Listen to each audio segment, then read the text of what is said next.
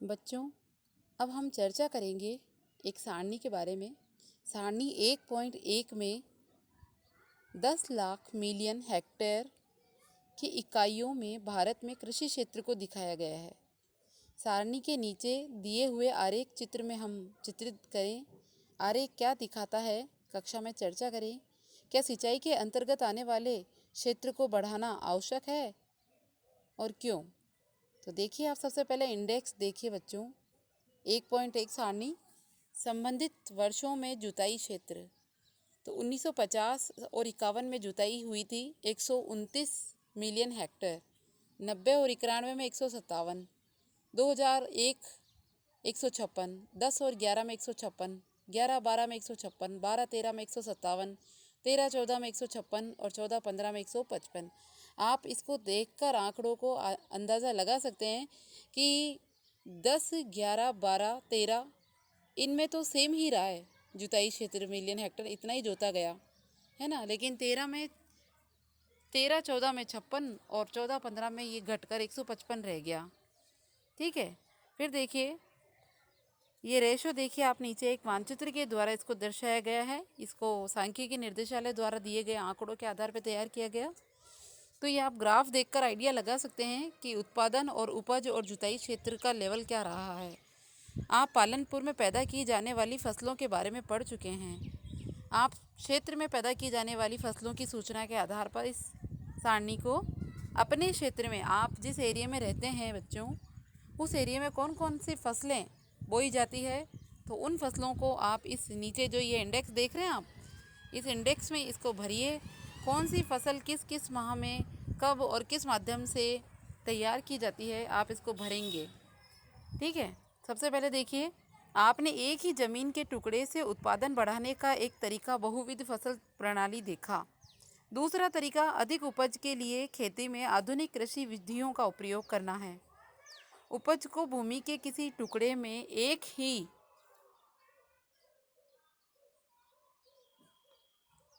उपज को भूमि के किसी टुकड़े में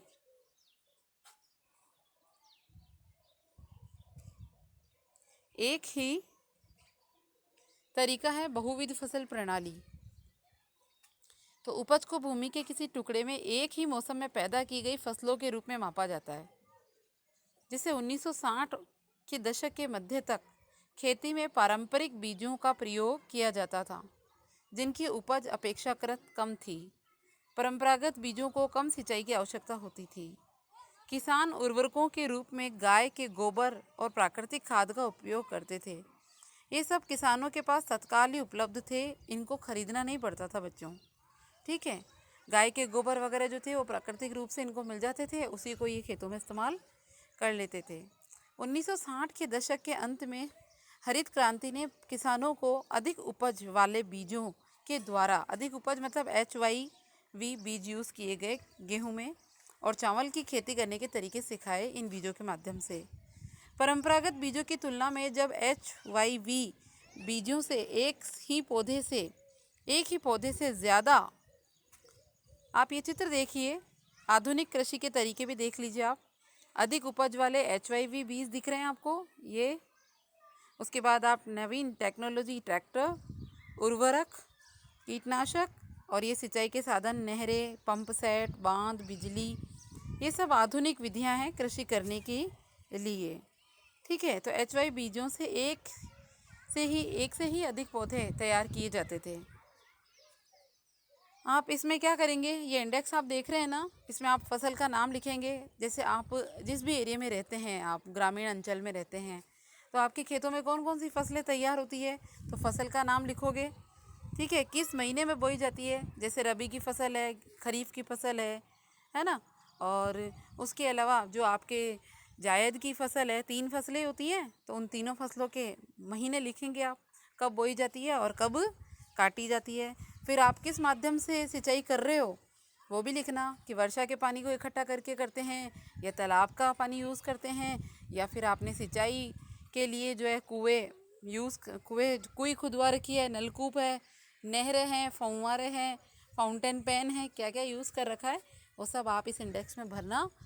ठीक है, आगे देखिए, तो एक ही पौधे से अधिक मात्रा में अनाज पैदा होने की आशा थी एचवाईवी बीजों के प्रयोग करने से। इसके परिणाम स्वरूप जमीन के उसी टुकड़े में पहले की अपेक्षा कहीं अधिक अनाज की मात्रा पैदा होने लगी। अतः अति उपज प्रजातियों वाले बीजों से, जिन बीजों से ज़्यादा मात्रा में तैयार हो सकता था, अधिक उपज पाने के लिए बहुत ज़्यादा पानी तथा रासायनिक खाद और कीटनाशकों की ज़रूरत थी।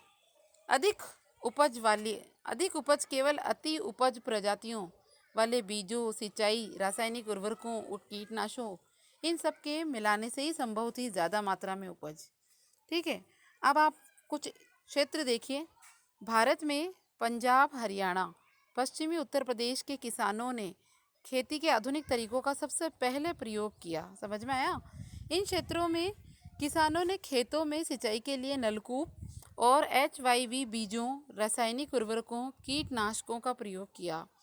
उनमें से कुछ ने तो ट्रैक्टर और फसल गहाने के लिए मशीनें खरीदी, जुताई और कटाई के काम को तेज कर दिया, और उन्हें इसमें गेहूं की पैदावार ज़्यादा मात्रा में प्राप्त हुई। तो आप एक चीज़ ध्यान रखना बच्चों कि हरित क्रांति का जो सबसे ज़्यादा प्रभाव देखने को मिलता है वो गेहूं के उत्पादन में देखने को मिलता है। ठीक है, बहुत अच्छी मात्रा में उत्पादन हुआ, जिससे किसान ने अपने खुद के लिए भी रखा और उसको बाहर भी व्यापार के रूप में भी उसका इस्तेमाल किया।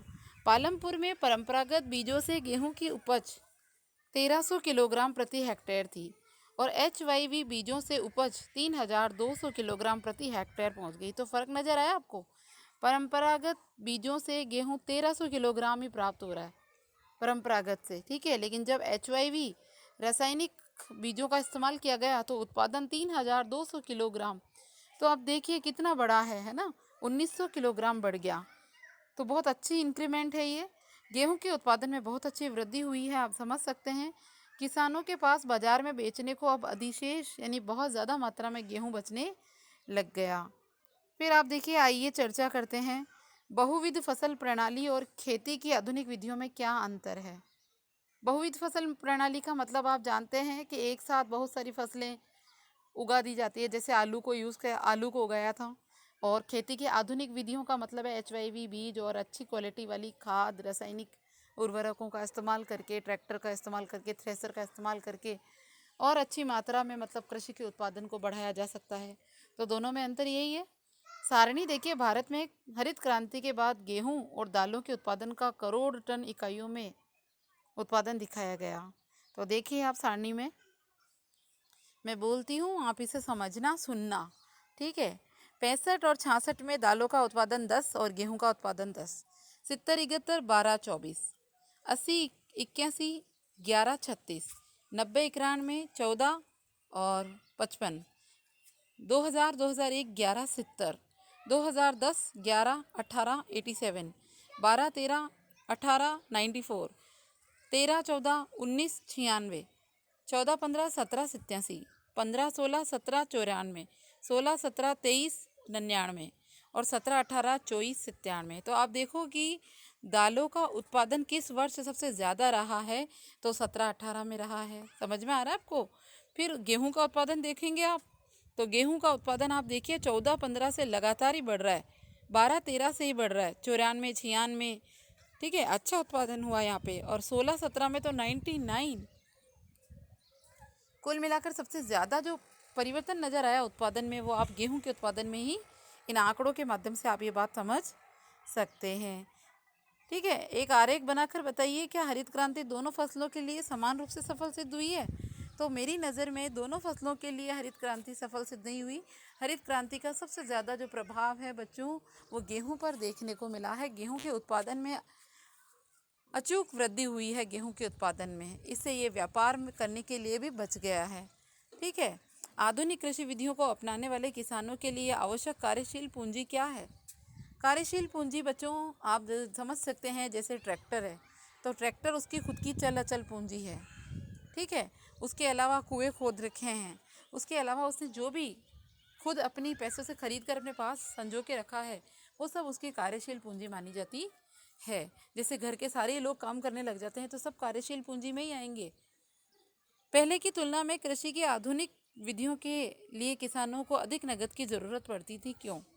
पहले की तुलना में कृषि की आधुनिक विधियों के लिए किसान को, तो आप इस बात से समझिए कि अब उसको HYV बीज खरीदना है तो उसके लिए भी उससे ज़्यादा पैसे खर्च करने पड़ेंगे।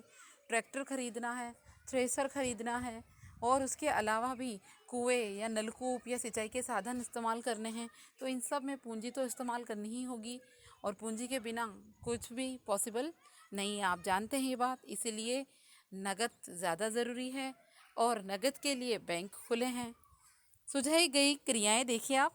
खेत पर जाने के बाद अपने क्षेत्र के कुछ किसानों से बात कर ये मालूम कीजिए, आप सब किसान हैं, किसानों के बेटे हैं, तो आपको इससे ज़्यादा इस पाठ को आपके अलावा कोई नहीं समझ सकता।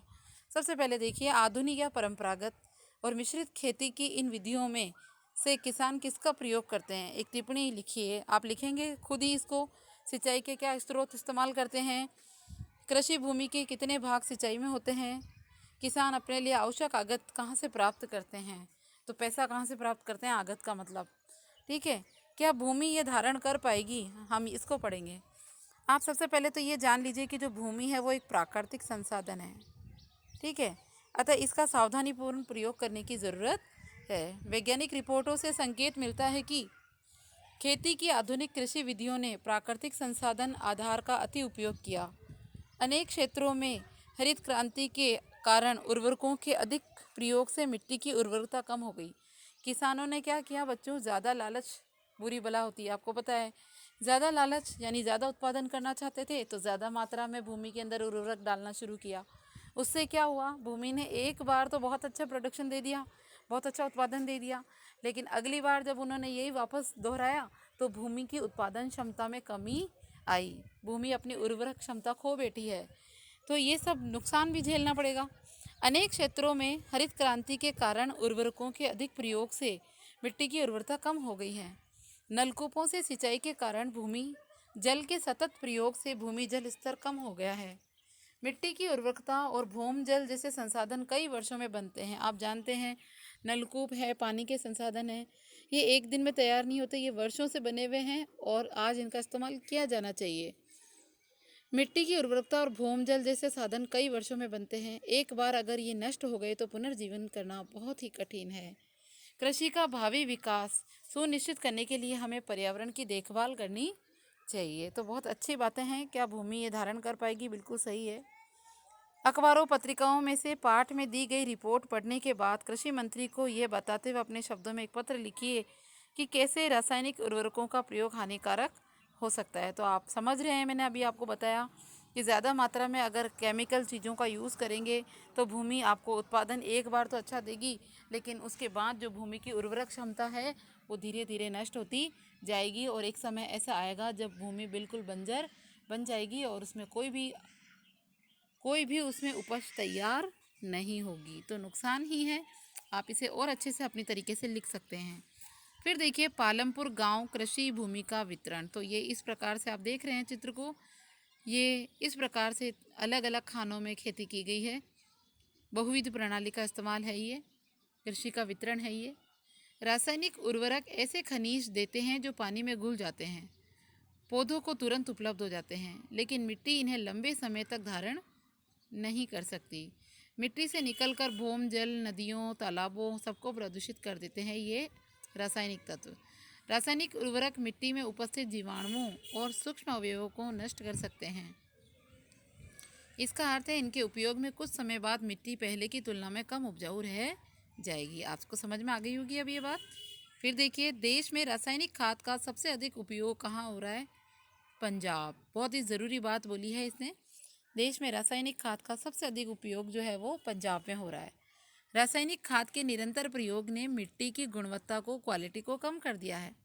पंजाब के किसानों को पहले का उत्पादन स्तर पाने के लिए अब अधिक से अधिक रासायनिक उर्वरक और अन्य आगतों का प्रयोग करना पड़ता है।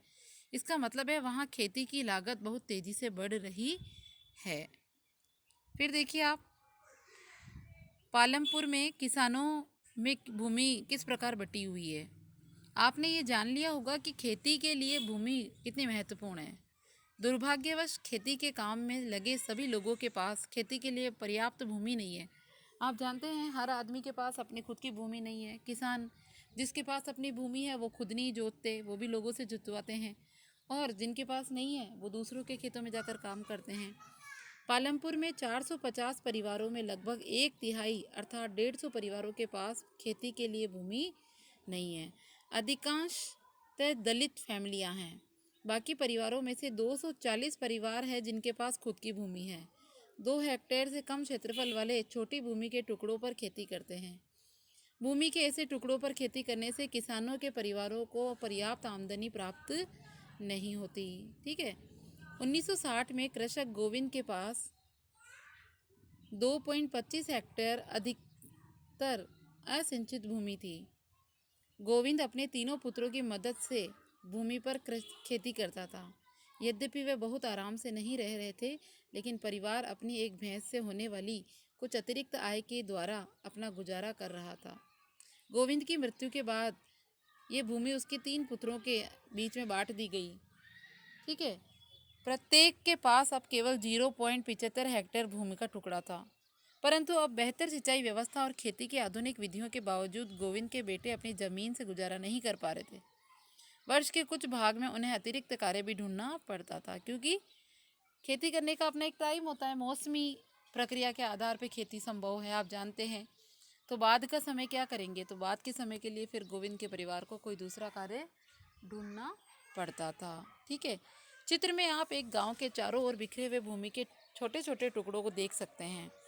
इन पर छोटे किसान खेती करते हैं और दूसरे ओर गांव के आधे से ज़्यादा क्षेत्र में काफ़ी बड़े आकार के प्लॉट हैं। ठीक है।